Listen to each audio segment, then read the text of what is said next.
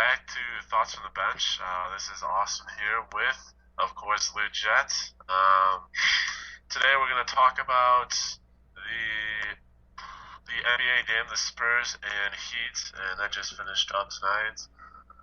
We're also going to talk about a little bit about the Blackhawks, as the last podcast that we had finished off right at the end of their trip. So first, let's start with the NBA game tonight. Obviously, the Spurs and Heat are playing in Miami, and for the second straight game, the Spurs just dominated the Miami Heat. What was your thoughts on the game today? Yeah, I'm doing fine too. You don't have to ask me. I'm doing good. Um, my thoughts on the game were that the Spurs just completely just manhandled the Heat again. The Heat looked old, slow, which they are besides LeBron, and they just were the better team tonight, and they're the better team throughout the whole series. The Heat really got off easy through the Western Conference playoffs, just mauled through everybody in their path, and now they're actually playing a good team in the Spurs from the Western Conference, and it's just no contest. Spurs, there's no way the Spurs don't win Sunday to close this out. I have to agree with you, and it just I don't know. As a Chicago fan, we both are Bulls fans. Um, it almost I was telling Luke before we started this podcast, it almost hurts a little to see it not be LeBron choking this time. LeBron went 10 for 17 today for 28 points, and they still lost by what, 21. Yeah, So that's I mean that like 28 points is not a bad, especially against a defensive, just an overall, just a great defensive like team effort in the Spurs. So you can't be mad with 28 points on 17 shots. So and really, it wasn't LeBron at all. LeBron played great tonight. It was just the rest of the Heat are just old and slow. Ray Allen's not what he used to be. Dwayne Wade has played like crap the entire finals.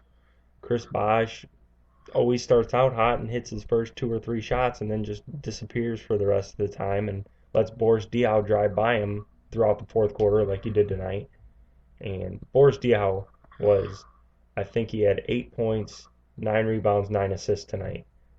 And just Boris Diaw is yes, doing that to you, you know you have defensive problems. he is crazy. Let's talk about a little bit.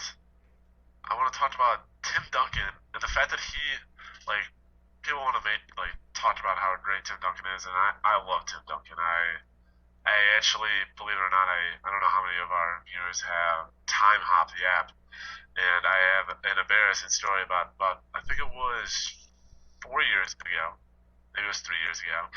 I posted a status that said that the Spurs were the most boring team to watch in the NBA, and I want to fully retract that statement.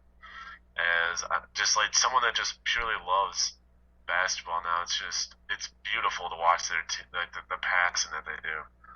Um, it's it's incredible, honestly. That's all I can say about it. It's just phenomenal. Yeah, Um, yeah, I said the same exact thing before. I think during the playoffs when they were playing the Thunder, I'm like, God, the Spurs are just so boring to watch. It's just like they're so fundamental. There's no flash, and then and that's just when you catch a glimpse of them. Like, yeah, you're just gonna watch them for like a 3 minute stretch, and it's just like, oh, they're just making every pass. It's like not even fair. And now that you're watching full games, like I'm watching these full games as they play the Heat, and it's just like this is This is basketball. This is what it's intended to be, and everybody yeah, else is doing it differently and wrong. I definitely agree. I think the one stat that really like jumped out at me after like this game is the fast break points. For those of you that don't know, Miami Heat have an incredibly large amount of fast break points because, They let's be cherry honest, pick. they do a lot of cherry picking. And I mean, it's how they've done so well. So I guess hats off to them. They won fast break points tonight, 7 points to 6 points. Like that's when your like key like way of scoring is not scoring. It's not gonna be a good night. I Yeah, don't. it's Dwayne Wade. As soon as the opposing shot goes up, he's already at half court, ready for a fast break, and just ready to go, and then LeBron's a freaking athlete, and he can just move down the court and just alley oops to LeBron all day. Which, I mean, yeah, that's fun basketball, but at the same time, you're like, God, I hate Dwayne Wade. Which I I was thinking about this the other day. Like, I was listening to LeBron's press conference after game one, after his cramps and whatever happened, and you just you want to like him. Like he sounds so much more mature since he came to Yeah, Miami. He just sounds a lot more sense mature. of distinction. But I just it's hard to forget what happened. Like if if you just forget everything that happened before and just watch now. Like you love LeBron. LeBron's the best player in the game, obviously, and you're just watching greatness. He's probably a top 10 player all time. And it's just like he's really grown up, he's really mature, and he takes all of his hits. He's always talking about the team now. He's team first oriented, but just it's hard to forget what he's done in the past. I definitely agree, and I think that one thing to add to that whole sense of maturity is I loved it. I don't know if you heard, but like about was it game? I want to say it was game five or was it game four of the Pacers series where he scored like 6 points or had scored 7 points and had six fouls, I think, or something like that. I don't Um, remember. you can correct me on what game it was. I don't remember which game. But he said that like his biggest critic was his son. Like he woke up in the middle of his night and his son was just like 7 points, six fouls. Really, Dad? I can do Yeah, that. it's just Like that kind of made me laugh. Just I don't know, like realize that. I mean, he's a person too, so hmm I guess like that. I don't know, that hits home with me. So and we all know LeBron's Cleveland, so that I might even say that he'd be like neutral. He'd be neutral if he went back to Cleveland. I yeah, I I think don't I'd think go that far. I don't think as I was talking with another one of the contributors, Ben, today, I was it depends how he goes to Cleveland and it depends if he goes to Cleveland. If he goes to Cleveland on good terms and they accept him and everything, that's great. I'll support him. I'll like LeBron. I mean, he's in the Bulls division, but obviously if he's mature enough and ready to admit he made mistakes and stuff, then yeah, hell yeah, I'll cheer for him. Like, why wouldn't you cheer for a guy like that? He's a top 10 player all time in the NBA. But like once you get to guys on the Miami Heat like Mario Chalmers who throws elbows at Oh Tony God, Parker no. and a screen is set and he goes up high on a guy, you don't like that. Or Dwayne Wade where he's flopping all over the court. Like you don't like those type of guys, and I feel like sometimes ami- amidst LeBron's mistakes with the decision and the press conference and everything, I feel like he's caught under that shadow of the hatred everybody has against the Heat, and I feel like he's Yes, caught under there. And if he goes back to Cleveland, then that'll all go away. I completely agree. I saw um, just a whole bunch, and you can go on Twitter and you can find these everywhere of just like jokes made at Mario Chalmers and guarding Mario Chalmers, and he was a trash can and a bunch of them. He had an awful game. Really a not very good series. I don't know. I think that definitely Sunday. I'm definitely thinking this series ends. Um, maybe then we'll stop hearing about a three-peat, or maybe they'll just talk about how there was a year in between if they don't. Yeah, Who knows with Sports Center? I think, yeah, and honestly, I think that's part of the hatred of the Heat is just the endless media attention that's just so Yes. annoying. And But it's gotten to the point now where like, I don't know if you watch any of his press conferences, but he knows, like, he hates it as much as we hmm do. yeah, So, but one thing that I do like about this series is like the mutual respect that I feel like they all have. Like mm, you don't hear like someone like you hear Sports Center's like number one story was about how LeBron and like Tim Duncan are like, oh, LeBron says that he's gonna win. Tim Duncan says that he's gonna win. oh man, we had drama up on sports. Like when Hmm. they're like hyping up who says that they're gonna win, that's when you know that there's like a mutual amount of respect. Like they're not about to go out there and start some like trash talking, Yep. Lance Stevenson type stuff. Yeah, there's another guy I hope the Bulls don't get that they were rumored to get. If the Bulls get Lance Stevenson, I'll be like, I don't know what I'll do. I cannot. I will not force myself to root for that guy. I do not like I Lance Stevenson, and he's gonna get a big contract. And if we spend a max contract on Lance Stevenson, I'll go crazy, go crazy. all right. You ready for some hockey? I guess I'm still trying to get over a game 7.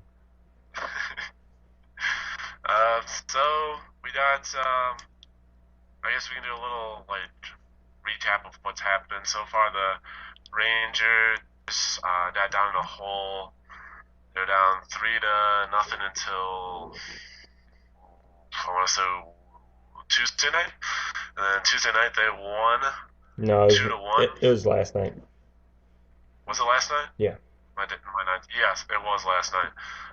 Forcing a game 5 back in LA, which sadly, and maybe I'm not someone that just wants like to celebrate this in front of the home crowd. I would rather my team sweep than yeah. to lose a game so they can win one at home. You don't want to But get you they don't will want to get the chance. What? you don't want to give the team any sense of life. You want to squash them while they're down and while you have all the I momentum. I completely agree. And I mean, it's not like you're not going to have a parade. Hmm. So it's not like, oh, we don't get to celebrate if they're not here.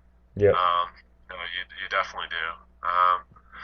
So now that we've covered that a little, let's talk about the Blackhawks and possible contract like expirations. And for that, we know that both Kane and Tay's contracts are not due up this offseason, but next, Yep. and they have been on the like priority of the Blackhawks. I mean, obviously, Yes. players that have contracts expired after this year are Ben Smith and And I'm forgetting the other Ranta. one. Ronta, yes. Um, chances that the Hawks re-sign either of those players. I've seen tweets that have said well, going back to the Kane and Taves thing, that GM Stan Bowman has said that number one priority is to get Kane and Taves extended, and he said it should happen before July 1st, so that's encouraging. He fully expects that Antti Ranta will be back next year as the Blackhawks backup goalie, and if the Hawks get rid of Ben Smith, I'll cry. So As we all know, Luke is a huge Ben Smith fan, and it's, uh, it's exciting whenever he does something. Luke's definitely the first person I text. I I I love Ben Smith. I love Ben Smith. So like I hope like there's no part of me that's like, oh, I want to see Ben Smith leave. But at some point, you gotta wonder, where do we stop spending money on players? And Ben Smith is someone that I feel like is living in the shadow. Not that a lot of people don't know him, but that he gets overshadowed by like Kane and Tays and all the scores that we have on the Hawks. I mean, he could be. He's a I second don't know line if I'm center. wrong in saying. I feel like he's a second line on any like good team. Yep. So He played good center. He played good center position in the playoffs. He played both ends. Really good on the penalty kill too. And I think one guy who's not going to be back next year is Michael Hanzus. I think he's probably going to be gone. And I think Ben Smith's going to probably take his place as a maybe third line center because you think the top line's going to be Tays, Taves, Hosa, Sharper, some combination of that, and then yeah. the Kane, Sod, and Shaw line. was God, incredible the last just couple games of the Kings series, and I think that line will really pick up. And I think that line's going to be fun because I think there's going to be a quirky name to go with that line, and it's going to be fun once that quirky name gets picked out. And I think that line's going to be good for a long time because Brandon Saad showed at the end of the King series that he's coming into his own, and he's definitely going to be a top player in this league. I couldn't agree with you any more than that. But again, if Ben Smith leaves, I don't know. I'll I'll have a lot of doubts about Stan Bowman. Even though he's done everything, he's won 2 cups in 4 years, 4 conference finals in 5 years. Or in 6 years, I mean. Five straight, 6 straight playoffs appearances Yeah, a lot of people with don't realize that there is still hockey going on after the Hawks got eliminated. Yet that is still a thing. That is still a thing. I promise. A lot of people are like, a lot of people will say like 4 conference championships in 6 years. Wait, that means they went to the conference finals the year before they won the cup? Yes, people, they did. They lost to Detroit in 5 games, but yes, they. I promise they did. They made it all the way there. It was incredible. It was a fun run. and you'll never forget the Vancouver almost coming back. Ben God, Ben Smith, game six in overtime, baby. Sent it to a game seven. That's that was crazy. that's what Um, that's when the love affair started, and then the collapse against Phoenix the next year. But we don't talk about that. Now going to be the Arizona Coyotes. I don't know if you saw that. yeah. Yeah, Um, just but a lot of the financial decisions with the Blackhawks are gonna be based on if the salary cap is raised or not, which hasn't been announced yet. Probably won't be announced till like the draft or something. So it's kind of something to keep in the back of your mind that that could change. um. Also, one thing I know that this is a heavily debated about topic. I don't know if we've done this on past Podcast. past episodes. Yeah, podcast. I was blanking on the word there. What is your opinion as far as Crawford and where he ranks among other goalies in the league? Well, you know my stance on Corey Crawford. I don't. Have we covered that before on here? We have not. Okay. You know my stance on Corey Crawford. My followers know my stance on Corey Crawford. I am a huge Corey Crawford fan, and I think that he showed throughout the playoffs, and everybody can look at the goals against average, but the defense played like absolute garbage in the Kings series. And I think that Corey Crawford is a top five goalie in this league going forward. I would. I would say that coming into the playoffs, I doubted him. Um, for those of you that don't know, me and Luch have had our feuds about this before. But I think that he really came. Maybe he didn't come into his own, and I just started paying attention. But I noticed that almost all of the goals that he lets up, there's something that the defense is just not doing. Whether it's allowing two, three, four screens in front of Crawford, or it's turning the puck over on a silly pat. Like there were just some times where I was like, "What are you? Oh, do you? Where are you passing that puck to? You passing straight to Dowdy? Like Yeah. what are you doing?" Seabrook played like garbage the See, last oh, he and it's surprising because Seabrook's usually like a stable yeah, piece, and he played bad in that King series, and a lot like, okay, yes, Crawford gives up his fair share of goals, but I'll be sitting around with Shane and Ben watching the game, and Crawford will give up a goal, and they'll look at me, and I'm like, that's not Corey Crawford's fault. It is not Corey Crawford's fault. And one of the key playoff wins that I'll look to when evaluating Corey Crawford is Game 6 in Minnesota when they just peppered him and peppered him. I think he yes. made like 4 or 5 saves that were just unbelievable, and that it was just unreal. I And, think that if I'm gonna put it on one game, I think I'm gonna do Game 6 of the Kings series. I know that yep. I believe you were at a Sox game. Yeah, Uh, I caught the end of it on a radio, but I heard the frantic call at the it was end. just the last. I want to say it was a minute and a half.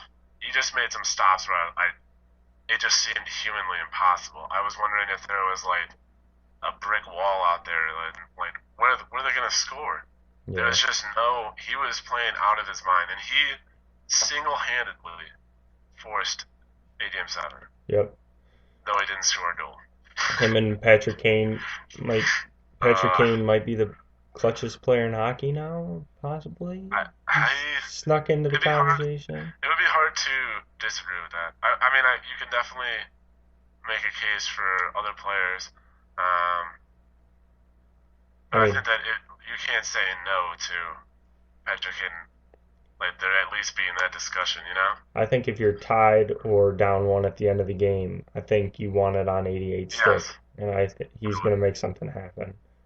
I would agree with that. I might put if I did do like top three, um I'd probably put Dowdy up there. Yeah, He's I hate Drew he's Doughty. electric. I hate Drew It's Doughty. just there's no other way of putting it. I That hate. was whew, other stuff. You ever notice during a series, you'll watch a series and your favorite team will be in there, and you'll pick out a guy that you didn't even know, like you didn't know a lot about, and you'll just hate him. Williams. Yeah, Justin Williams for you. Mine's Drew Doughty. Yes. I can't stand Drew Doughty now. I think that The entire St. Louis. I was hanging out at one of my friends' place for the OT of Game Seven, and we both picked like who would win in for both teams because we're not cocky Hawks fans and only pick Hawks players. But I picked Patrick Kane and I picked Williams, and I don't remember who scored it. there's not very much pride in picking Williams. I would have much rather someone else on the Hawks have scored. Hmm. Well, it But did. there's at Nick least a Leddy little scored. bit of. I just knew. I hated Williams, not because of anything that he's done off the ice, but for the sole fact that he's made crucial goals against us in the series. Yeah. So, Um, you want to jump into our final thoughts? Final thoughts. Unless you got anything else. I mean, I don't have anything really. I'll do my final thoughts on my new Twitter header, and possibly I don't. I hate saying like my favorite ever because I feel like that's not a fair like comparison. But I think Abreu might be my favorite hitter I've ever watched, and I don't think that's like an overstatement.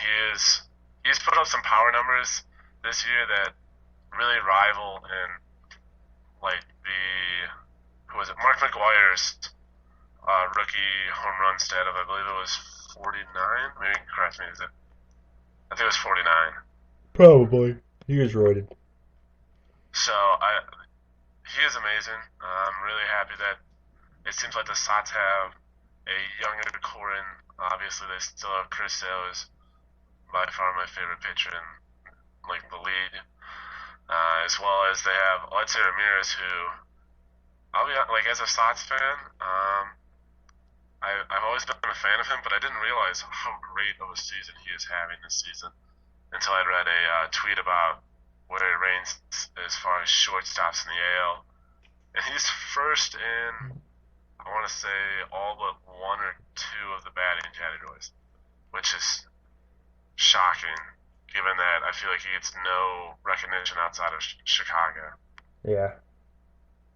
So that's probably my final thoughts. Also, the Sox lost today. Hmm. What's new? It's Detroit. Ton of talent. So what are your final thoughts there, Luke? Um, I got two things. First is that Chicago is the favorite for the 2015 NFL draft. So that's kind of cool. Yes, That I will be there. Austin will be there. We're sure will. not missing that. Second thing is that I cannot stand voting for the All-Star game. I think, Which leads back into my Alexa that I actually had read, and Luke is, I think is referring to the same tweet that I had retweeted. And yeah, why Derek Jeter Well, yeah, I is going understand. to start over Alexei Ramirez. Like, I understand it's his last year and everything, but I mean, the guy's barely a replacement player right now. I don't know. I don't. He's actually at a 0 R WAR. I was reading that as well. I hate war too. Well, it's kind of it's it's an interesting stat, but you're basing everything on a player who doesn't exist. Like you're like wins above replacement, but there's no such thing There's as a a replacement. replacement player. So it's like a flawed stat, but that's a topic for another day. Um, yeah, I don't get all-star voting because it's pointless. Like the fans are it's a popularity contest. Like you want to give like players who actually have earned it chances to go to an all-star game. Like Derek Jeter's made plenty of all-star games and he's earned all of them, but now he doesn't earn it. I think you almost make an extra spot for when you have veterans that are on their last row. And I think another interesting thing is what they're going to do with Paul Konerko at first base, someone that I'm I'm not sure about the popularity outside of Chicago, but I know that in Chicago he's definitely a legend. He's had some amazing years. The great World Series year in 2005. Um, I think it'll be interesting if he gets sort of the same treatment. I mean, obviously He you're won't. you're comparing to Paul Konerko to Derek Jeter, but he's still I'd still say that he's a Hall of Fame player. Maybe maybe a Hall of Fame Mm, player. Luke is looking at me. uh, I I don't know. he's certainly a um He's a White Sox Hall of Famer. yes, I'll leave it at that, I yes, guess. certainly that. He is not going to make the Hall of Fame.